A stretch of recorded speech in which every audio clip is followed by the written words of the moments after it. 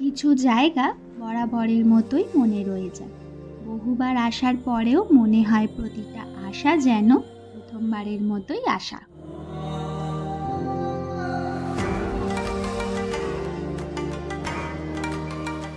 হ্যাঁ, ঠিকই ধরেছ, আমি এইবারেও গিয়েছিলাম দার্জিলিং।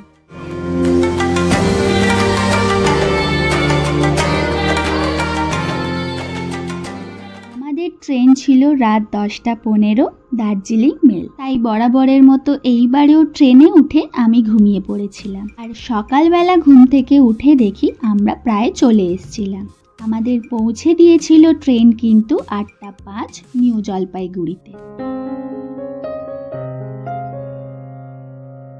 প্রথমেই জানিয়ে রাখি, আমরা দার্জিলিং থেকে যাব নতুন একটা জায়গাকে এক্সপ্লোর করতে। এই ট্রিপে কিন্তু আমি আর প্রণয় নয়, গিয়েছিলাম অনেকজন মিলে। আর সেই অনেকজনই কিন্তু দুভাগে ভাগ হয়ে গিয়েছিলাম।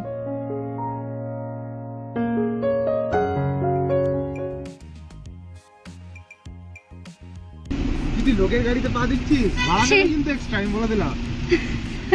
কি রকম চশমা ওদের? আমাদের আরো অনেকটা পথ যেতে হবে।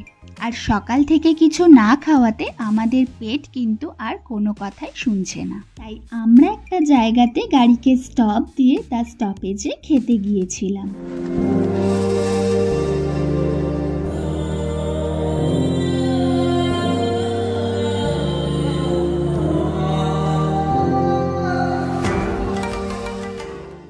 স্টপেজে গিয়ে আমি জানতে পারি এখানে প্রত্যেকটা খাবারই নাকি খুব ভালো, আর সব থেকে ভালো নাকি মোমো আর চাউমিন। এখান থেকে আমরা খাওয়া দাওয়া কমপ্লিট করে আবার রওনা দিলাম। কিছুটা পথ যেতে না যেতে আবার আমাদের গাড়ি দাঁড় করালো এখানে। আর এখানে বেশ কিছু ফটো তোলার পরে আবার আমরা রওনা দিলাম।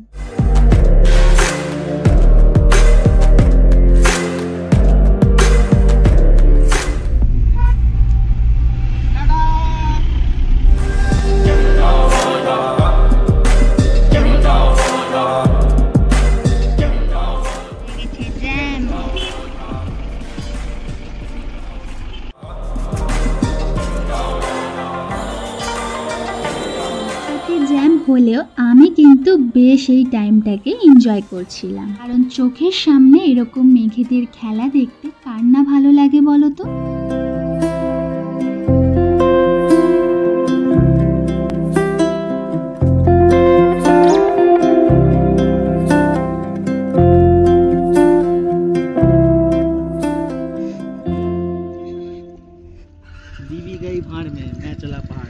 তাহলে যাও না, যাও যাও।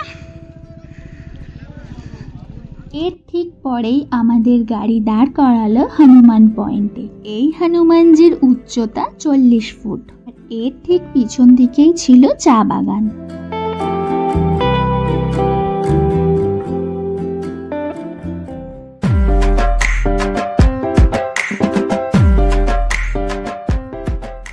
ওটা ফার্স্টে দেব। ইয়েস, হ্যাঁ হ্যাঁ।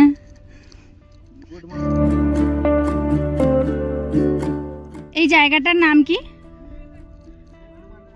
হনুমান পয়েন্ট।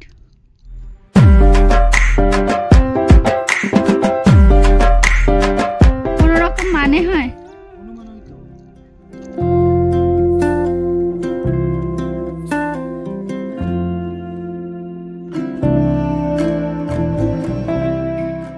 পরে গিয়েছিলাম ডাউহিল। ডাউহিলে নাকি সারা বছর ঠান্ডা ও কুয়াশাচ্ছন্নময় পরিবেশই থাকে।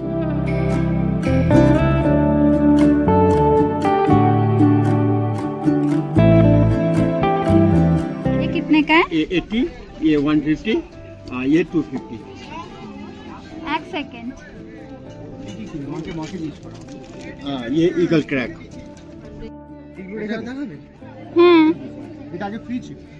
ডাউহিলে এখন এন্ট্রি 20 টাকা টিকিট লাগলেও অমিতদার থেকে জানতে পারলাম এখানে আগে এন্ট্রি ফ্রি ছিল।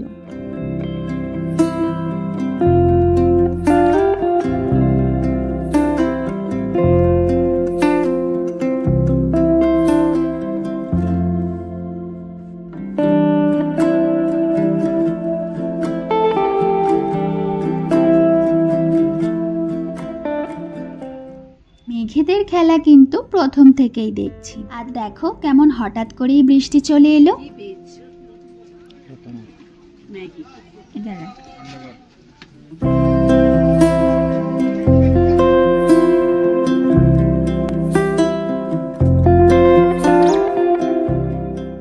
ফাইনালি আমরা আমাদের লোকেশনে পৌঁছে গিয়েছি। লোকেশনটা কোথায় জানতে হলে কিন্তু আমার চ্যানেলটাকে সাবস্ক্রাইব করে রাখতে হবে। লোকেশনটা কোথায় তোমরা জানতে পারো।